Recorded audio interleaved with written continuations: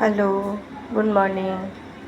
ഇന്ന് ഞാൻ കാണിക്കാൻ പോകുന്നത് ഞങ്ങളുടെ വീട്ടിൽ പഴുത്ത പഴത്തിൻ്റെയാണ് കേട്ടോ.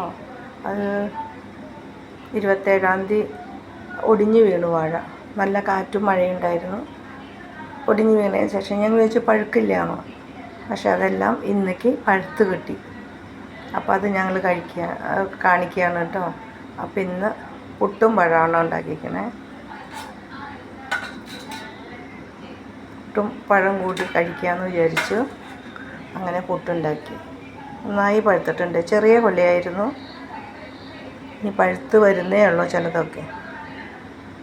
അപ്പോൾ കൊടുക്കാത്തവർക്ക് കൊടുക്കുകയും ചെയ്യാം, നമുക്ക് കഴിക്കുകയും ചെയ്യാം. വേറൊരു വാഴയും കൊലച്ചിട്ടുണ്ട്. അതിനിഞ്ഞ് 2-3 മാസം എടുക്കും പഴുക്കാൻ. അപ്പോൾ നാളെ വേറെ വീഡിയോ ആയിട്ട് വരാം കേട്ടോ. ബൈ.